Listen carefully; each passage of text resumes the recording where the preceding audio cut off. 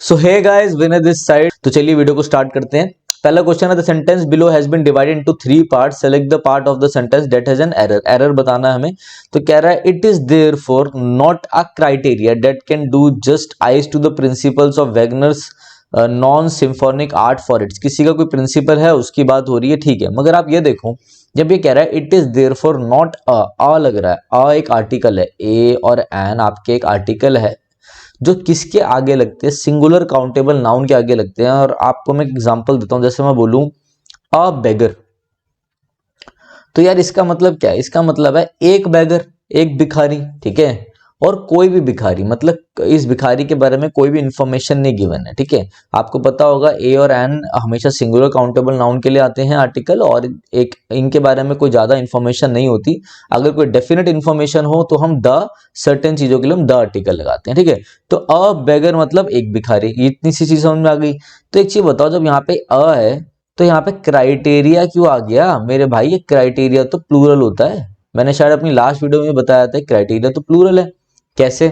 जैसे मैं बोलूं फेनोमेनन, फेनोमेनन, तो भाई ये सिंगुलर होता है। और जो हम वर्ड बोलते हैं फेनोमेना, ये प्लूरल होता है। जैसे मैं आपको बोलूं डेटम, DATUM, डेटम आपका सिंगुलर है, और आपका जो वर्ड होता है डाटा, ये प्लूरल है। ये शायद मैंने आपको लास्ट वीडियो में भी कराया था। और मतलब देखो दोबारा वही चीज आ गई घूम के, मतलब वैसी एक एग्जांपल आ गया आपके आगे। तो आपका सिंगुलर के लिए होता है क्राइटेरियन, ये सिंगुलर है। तो अगर यहाँ पे लगा होता अ क्राइटेरियन तो वो बिल्कुल सही था। अगर इसी क्राइटेरियन का हमें प्लूरल चाहिए होगा तो वो बनेगा क्राइटेरिया। एक से ज्यादा क्राइटेरिया, 2 3 4 5, तो हम क्राइटेरिया यूज करते हैं, ठीक है। तो आपका एरर क्या हो गया? यहाँ पे क्राइटेरिया की जगह क्या आना चाहिए? क्राइटेरियन आना चाहिए। तो ये आपका एरर हो गया, यहाँ पर सेकंड आपका आंसर हो जाएगा। नेक्स्ट बढ़ते हैं भाई हम। An action of regaining or gaining possession of something in exchange for payment or clearing a debt, ठीक है। कि भैया कोई ना कोई पोजीशन हमें किसी चीज के बदले में मिल रहा हो इन एक्सचेंज फॉर पेमेंट या कुछ भी। जैसे कि मैं आपको बताता हूं, ये वर्ड उठाते हैं रिडेम्पशन। मैं आपको मतलब समझाता हूं रिडेम्पशन का। रिडेम्पशन का मतलब होता है कोई भी बॉन्ड या कुछ भी, किसी चीज का आपको बॉन्ड का कोई पोजीशन मिल रहा है इन एक्सचेंज ऑफ मनी, उस चीज को हम बोलते हैं क्या? रिडम्पशन बोलते हैं, ठीक है। और आपको यहाँ पे वन वर्ड पूछा गया है, वोकैब का क्वेश्चन है। एक बार सारी वोकैब हम देख लेते हैं। ब्लेस्फेमी, ब्लेस्फेमी मतलब speaking irrelevant thing about God.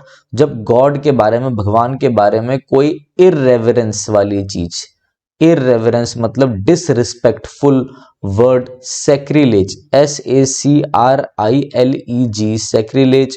ब्लेस्फेमी का एग्जैक्ट मतलब होता है स्पीकिंग इररेलेवेंट, फालतू चीजें भगवान के लिए बोली जाए जो कि डिसरिस्पेक्ट शो करे, इररेलेवेंट थिंग्स अबाउट गॉड,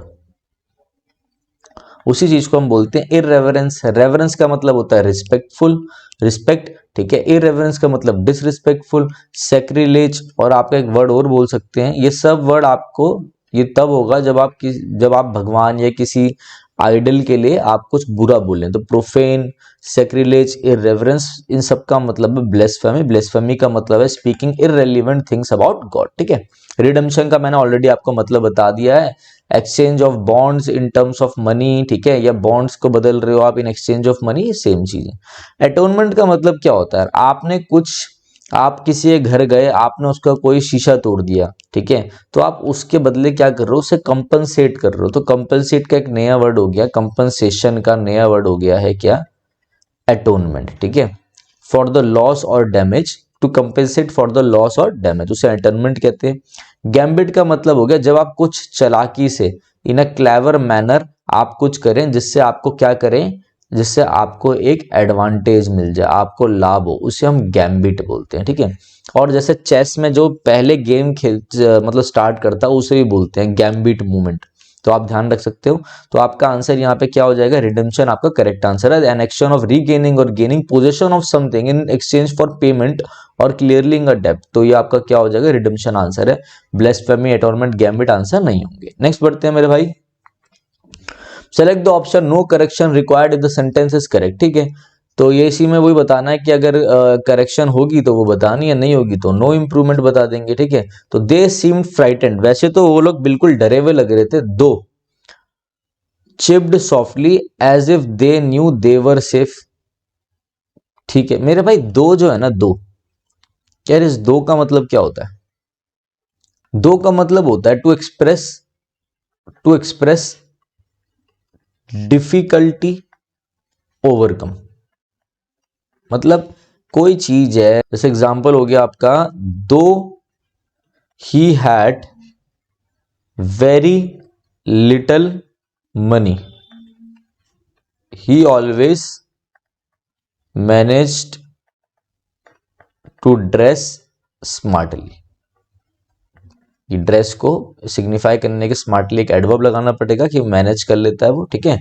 तो दो ही एड, वैसे तो भैया उसके पास क्या है, कम पैसे हैं, मगर वो हमेशा क्या कर लेता है, दो, हालांकि उसके पास ये मतलब कम पैसे हैं, मगर हमेशा वो क्या करता है, हमेशा वो अच्छे से ड्रेसअप होके आता है, ठीक है।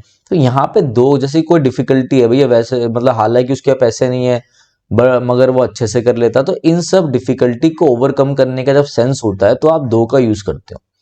जब भी आपको कोई कॉन्ट्रास्ट दिखाना हो कि यहाँ पे वो डरे हुए हैं मगर वो चिर्प कर रहे हैं, जैसे बर्ड्स चिर्प करती है ना, देखो बर्ड्स के लिए यही है, कोई ईगल ने बर्ड्स को देख लिया होगा और छोटे छोटे बर्ड्स के बच्चे जो है वो डरे हुए हैं कि अब उनका क्या होगा, मगर वो एक कहीं पर एक सेफ जगह में, तो उनको मालूम भी है कि वो लोग बिल्कुल सेफ हैं, इसलिए वो चिर्प कर रहे हैं, थोड़ा चिक चिक चिक चिक करते हैं ना बच्चे, वो कर रहे हैं, ठीक है।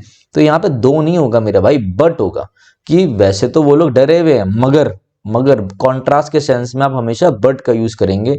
तो आपका आंसर क्या चला जाएगा यहाँ पर, but chipped softly as if they were knew, but आपका आंसर हो जाएगा यहाँ पे, ठीक है। तो नेक्स्ट है हमारा फोर्थ में क्या है, both the countess and Sonia understood that naturally. जैसे आप हमने यहाँ पे देखा बोथ की पेयरिंग किसके साथ होती है मेरे भाई, एंड के साथ, ये तो सही है। आगे बढ़ते हैं, नेचुरली नीदर मॉस्को और the burning of Moscow nor, देखो मेरे भाई नीदर की पेयरिंग में कभी भी और नहीं आता, देखो यहाँ पे भी नॉर है, नीदर हमेशा नॉर के साथ होता है, तो यहाँ पे भी क्या होना चाहिए, और की जगह नॉर होना चाहिए, ठीक है। तो देख लो कौन बिल्कुल सही है, नीदर, यहाँ पे नॉर आ रहा है, यहाँ पे और हो गया, ये गलत हो गया, नीदर और ये भी गलत, करेक्शन बिल्कुल चाहिए, neither Moscow nor burning of nor, neither के साथ हमेशा नॉर नॉर, फोर्थ आपका बिल्कुल करेक्ट है। नेक्स्ट बढ़ते हैं हम, फोर वर्ड्स आर गिवन, आपको करेक्ट स्पेलिंग बतानी है, ठीक है। इनफेलिबल, इनफेलिबल की स्पेलिंग ये सही है मेरे भाई, इनफेलिबल बहुत अच्छा वर्ड है, ये सबको पता होना चाहिए। इनफेलिबल का मतलब है one who never make mistakes, one who never make mistakes, जो कभी भी गलतियां ना करता हो, one who is never wrong, जो अनएरिंग हो, अनएरिंग, UNERRING, अनएरिंग मतलब जो कभी भी गलती नहीं करता। अगर ये पर्सन कभी भी गलती नहीं करता तो यार ये तो कोई भी फॉल्ट नहीं करता, तो मेरे भाई ये तो फॉल्टलेस है, तो ये तो कभी भी कोई कमी नहीं करता, ये तो कोई फ्लॉ नहीं करता, तो ये फ्लॉलेस है, समझ रहे हो।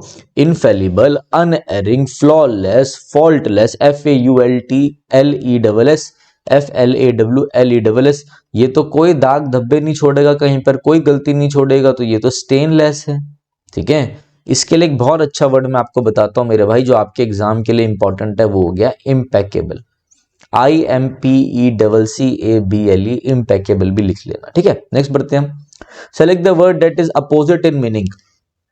पहले वाले में तो हमें करेक्ट वो स्पेलिंग बतानी थी, इसमें एक छोटी सी इन्फॉर्मेशन आप लोगों को मैं देना चाहूंगा। तो देखो ये आपका DSSS जो जूनियर जुडिशियल असिस्टेंट है उसका मॉक है, आपका JJA का बेसिकली मॉक है, जिसमें से आपको पता है इंग्लिश 60 नंबर की है और आपकी रीजनिंग जो है 30 नंबर की है, GK 30 नंबर की, टोटल 120 क्वेश्चन है और 120 नंबर का पेपर रहेगा। तो बिल्कुल वैसे ही हमने बनाया है, जिसमें आपके 5 मॉक रहेंगे, 5 मॉक टेस्ट हैं आपके, ठीक है, और एक मॉक टेस्ट आपका फ्री है, ठीक है। बाकी इस 5 मॉक टेस्ट के साथ साथ आपकी कुछ आपको 30+ स्टैटिक जीके की पीडीएफ्स हैं जो हमने बना रखी है, और हम सबको जो भी हमारे मॉक्स लेता है तो हम सेम पीडीएफ ही देते हैं सबको, ठीक है, क्योंकि स्टैटिक जीके सेम है, बस हम उसमें अपडेट करते रहते हैं जो जो नए नए आए हैं। तो स्टैटिक जीके प्लस में आपको क्या मिलेगा, करंट अफेयर्स प्लस में 5 मॉक टेस्ट मिलेंगे 199 के, ठीक है। करंट अफेयर्स पर भी काम चल रहा है। तो देखो जिनका पेपर 3 मार्च को है, ठीक है, अगर वो भी लेना चाहे 200 रुपये में, तो भैया आपको मैं सही बताऊं तो क्या ही, आप ट्रैवलिंग करते हो, मेट्रो वेट्रो में कहीं जाते हो तो 200 रुपये चले जाते हैं। हमने मिनिमल कॉस्ट रखी है क्योंकि हमारी टीम भी काम कर रही है अब, तो उनको भी हमें करना है। दूसरी चीज़ ये है कि 3 मार्च को जिसका पेपर है ना, तो वो भी कम से कम दो एक ये लेकर कम से कम 2 से 3 मॉक सॉल्व कर सकता है, उसे आइडिया लग जाएगा। बाकी जिसका पेपर 10 मार्च को है, 8 मार्च को है, 9 मार्च को है, या फिर जिसका पेपर 31 मार्च को है, उनके लिए तो ये रामबाण साबित होंगे। तो ये जरूर ले लेना, ये आप लोगों के लिए बहुत इंपॉर्टेंट रहेंगे। ठीक है, कोई भी इन्फॉर्मेशन चाहिए हो सर कैसे लेना है, तो आप इस नंबर पे व्हाट्सअप कर सकते हो। कोई भी डाउट हो इससे रिलेटेड तो आप इनसे पूछ सकते हो। ठीक है, और एक इन्फॉर्मेशन दे दूं, देखो हमारी ऐप है विनय कक्षा। जब गूगल प्ले स्टोर पे जब आप जाओगे एंड्रॉयड वाले, तो विनय कक्षा नाम से ऐप है, वो डाउनलोड करेंगे आप, वहाँ पे आपको मॉक सीरीज मिलेगी किसको, DSSB जीजे को लेकर, तो आप ले सकते हो। कुछ चीज़ें क्लियर कर दूंगा, 5 मॉक टेस्ट रहेंगे, लगभग सारा कवर है इसमें। सिलेबस जैसा उन्होंने बताया था वैसी है। इंग्लिश 6, ये 30, जनरल नॉलेज आपका 30 नंबर का रहेगा, स्टैटिक जीके PDF मिलेगी, ये सारी चीज़ मिलेगी। कोई भी आपको क्या है रिफंड नहीं है, ये ध्यान रखना, और ये सारी चीज़ें मिलेगी, ये आपको पता होना चाहिए। ठीक है, अपोजिट मतलब एंटोनियम बताना है। क्या वर्ड है? डेकोरम।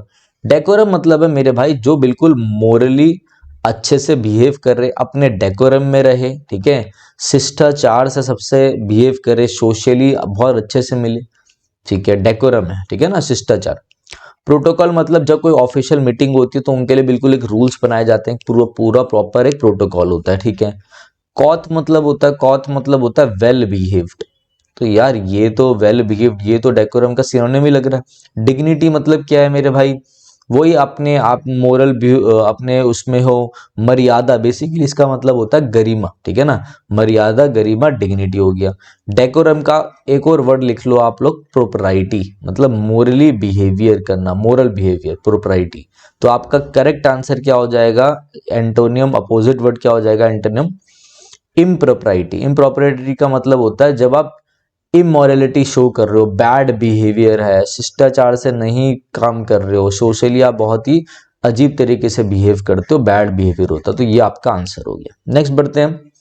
नैरो माइंडेड इडियम है। देखो भैया वोकैब देख लो कितनी इंपॉर्टेंट है। एक वोकैब ये आ रखी है पेपर में, एक ये है, एक ये है, 3 तो यही हो गई, 4 ये देखो, ये ऑप्शंस भी गिन लो, जब ये पता होंगे तभी तो कर पाओगे। 4 वर्ड तो मैंने यही गिनवा दिए आपके वोकैब के। ठीक है, नेक्स्ट है नैरो माइंडेड।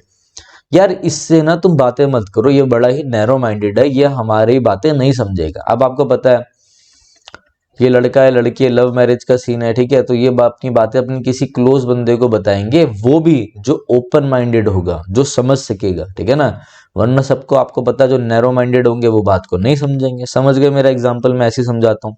तो क्या होगा? Not willing to accept the ideas of others, जो दूसरों की बातें ना समझे, भैया ये नैरो माइंडेड है, ये हमारी बातें नहीं समझेगा। नेक्स्ट करते हैं आगे।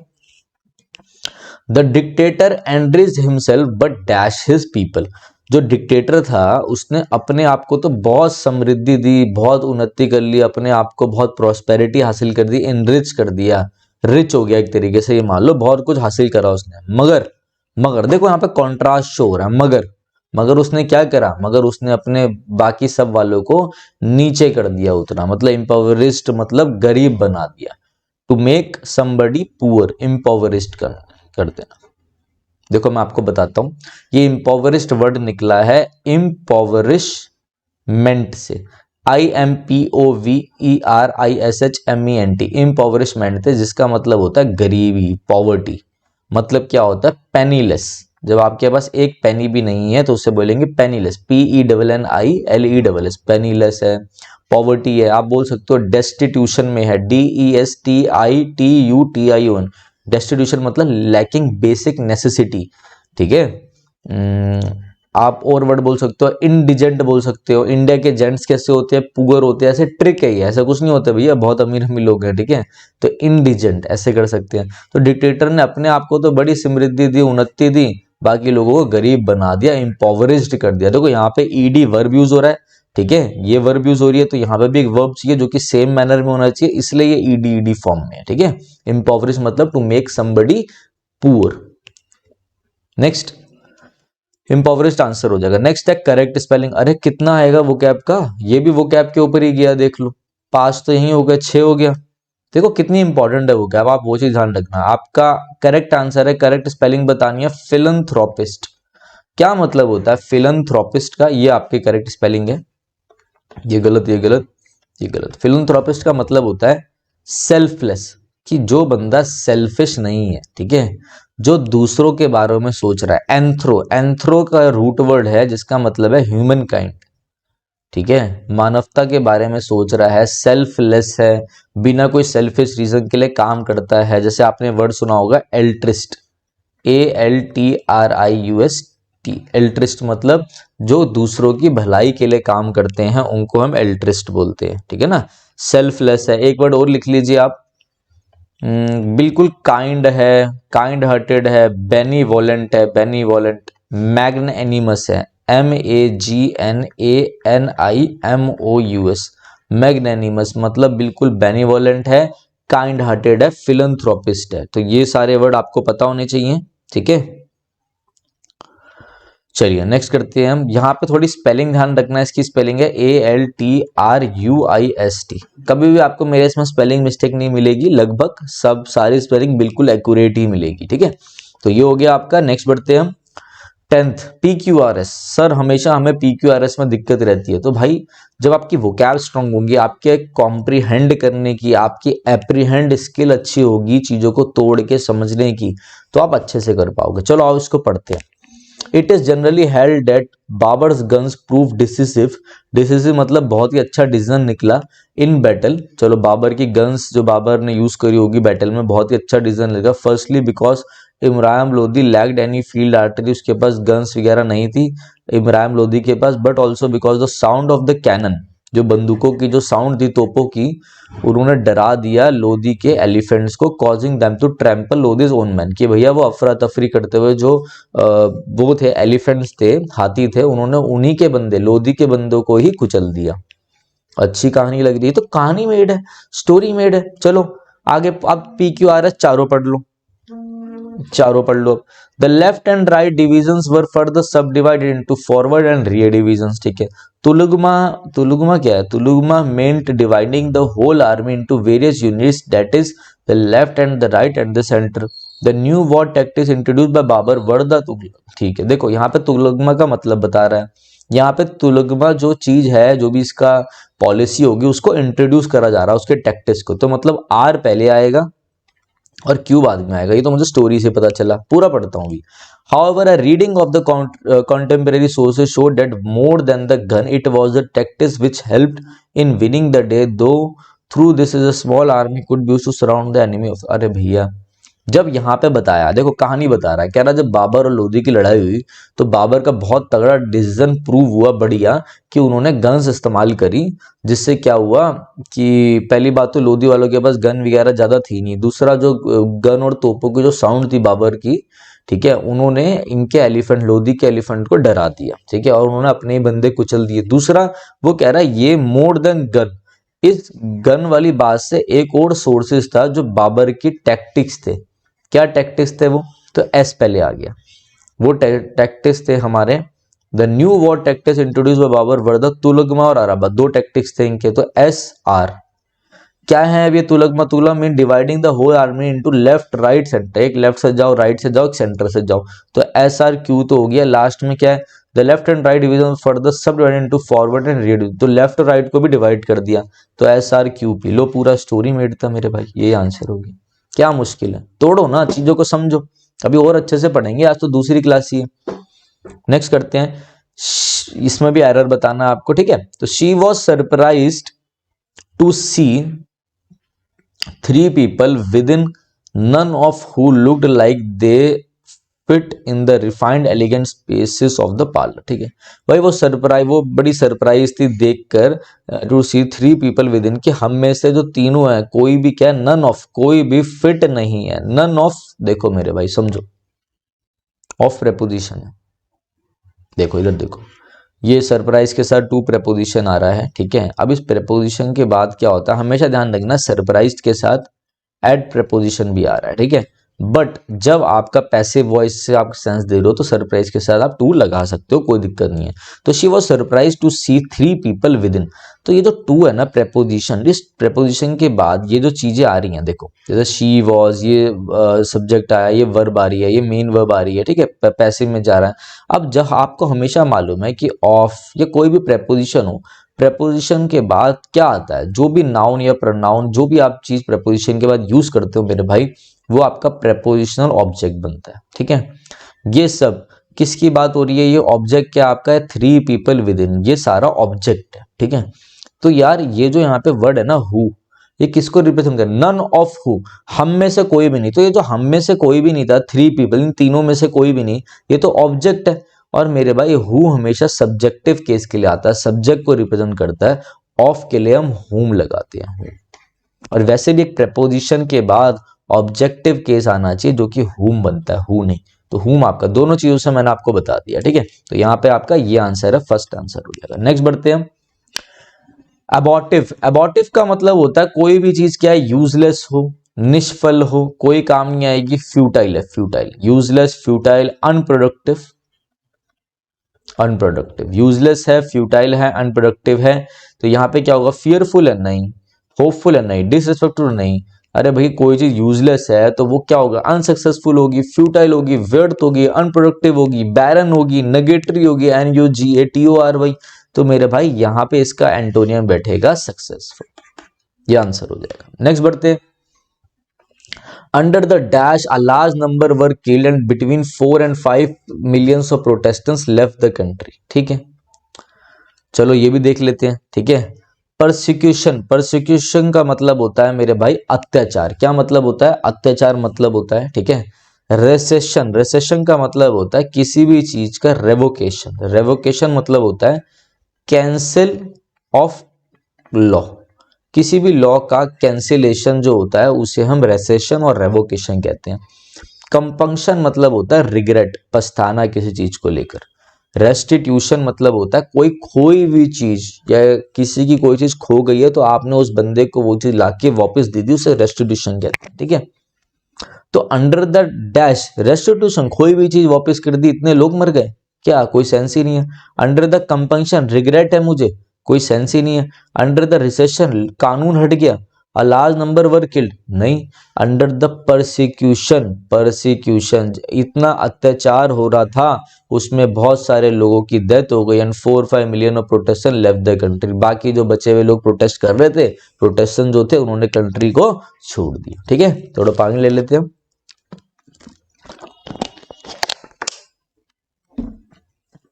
नेक्स्ट बढ़ते हैं, फर्स्ट आपका आंसर हो जाएगा। फिर next, an area with in which someone और समथिंग हैज अथॉरिटी, इन्फ्लुएंस और नॉलेज।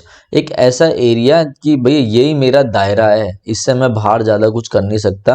अब समझ लो एक IAS ऑफिसर है एग्जाम्पल, तो उसको मिला है राजस्थान का कैडर, तो राजस्थान ही तो है ना उसका दायरा, उससे वो दिल्ली में थोड़ा कुछ इतनी उतनी हुकूमत तो नहीं चला पाएगा वो। तो परव्यू, क्या आंसर होगा हमारा? परव्यू। ठीक है, ये बेसिक था, ये चीजें आपको पता होनी चाहिए। ठीक है, विसिनिटी का मतलब क्या होता है? पर्टिकुलर एरिया, उसको हम बोलते हैं विसिनिटी। ठीक है, हिंटरलैंड मतलब समुद्र तट, और लागून भी आपको पता है। ठीक है, जो समुद्र के साइडों की चीजें होती हैं जो किसी सी को डिवाइड कर रही हो लैंड, उसे भी लागून बोलते हैं। ठीक है, नेक्स्ट देखते हैं हम। Select the most appropriate meaning of the given word knock on would. क्या होता है, कभी कभी हम कोई बात बोल रहे हैं और हम चाहते हैं उस बात में नजर ना लगे, कोई बुरा प्रभाव ना पड़े, किसी की नजर ना लगे, कोई बैड लक ना है, तो हम बोलते नहीं टच ऑन वुड, ऐसी लकड़ी को छुके, टच वुड। भाई बिल्कुल सही जा रहा हूं, मेरा तो धंधा बिल्कुल बढ़िया चल रहा है, टच वुड।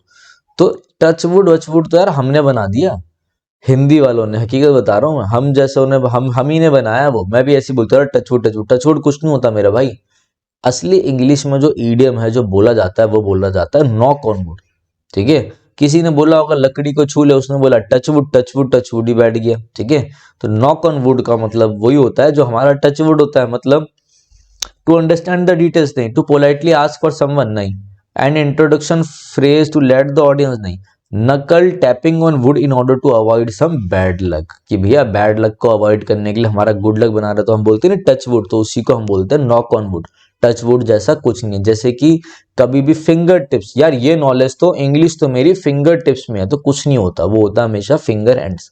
तो मेरे भाई 15 आपके क्वेश्चन जो थे वो खत्म हो गए हैं। टोटल 20 क्वेश्चंस थे इस वाले आपके जो मैं करा रहा हूँ पेपर, ठीक है। तो इसमें हमने 15 क्वेश्चन करे, जो 5 क्वेश्चन कॉम्प्रिहेंशन के लिए थे वो हमने नहीं करे, ठीक है।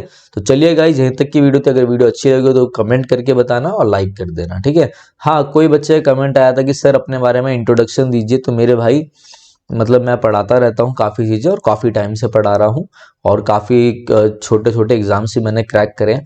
आप लिख सकते हैं, आप प्लस माइनस, आप यूट्यूब पे प्लस माइनस विनय से लिखोगे तो भी मैं प्लस माइनस से काफ़ी टाइम से जुड़ा हुआ हूँ। तो आप मेरी वीडियोस को भी देख सकते हैं वहाँ पे, वहाँ मैंने इंट्रोडक्शन भी डाल रखा है, ठीक है। तो चलो जाते हैं, कुछ एक इंपॉर्टेंट चीज़ मैं आप लोगों को बताता रहता हूँ। देखो भाई, JJA का जो पेपर है ना, JJ हो, SPA हो, जो आपके एग्ज़ाम है ना, तो उन एग्ज़ाम के लिए इंग्लिश बहुत इंपॉर्टेंट है। SPA वालों के लिए, JJ वालों के लिए इंग्लिश 60 नंबर की है, मतलब बहुत इंपॉर्टेंट है। तो ग्रामर प्लस में फुल वोकैब का हमारा कोर्स है 399, सिर्फ 400 रुपीज़ का हमारा कोर्स है। आप हमारी ऐप है विनय कक्षा, वहाँ पर जाकर आप ले सकते हैं। कोई भी आपको इन्फॉर्मेशन चाहिए हो तो आप इस नंबर पर भी हमसे इंक्वायरी कर सकते हैं। क्या क्या मिलेगा इसमें, ऐसा एक वो होगा, जब आप ऐप डाउनलोड कर लोगे तो ऐसा आपको कोर्स मिलेगा, आप ले सकते हो। कोर्स DSSB के सारे पेपरों के लिए इंपॉर्टेंट रहेगा। दूसरी चीज़ ध्यान रखना जो मैं आपको कहना चाह रहा हूँ कि वोकैब्स, ग्रामर भी है, वोकैब भी है। वोकैब हमने इसमें डाल नहीं रखी है, वोकैब्स के हम आपको लिंक भेज देंगे, जो भी पेड बच्चा होगा। ग्रामर इसमें सारी की सारी हमने डाल रखी है, ठीक है। तो ये चीज़ें ध्यान रखना। कोई भी डाउट हो तो आप इस नंबर पर मुझे पूछ भी सकते हो। जो पेड वाले बच्चे हैं वो यहीं अपना डाउट भेजकर पूछते भी हैं। तो आप ले लीजिए, आपका पेपर है 31 मार्च तक, आपके पेपर है 10 मार्च को पेपर हो, कभी भी पेपर हो, तो ये बेनिफिशियल रहेगा सारे DSSB के एग्जाम्स के लिए। तो चलिए guys, thank you, have a nice day.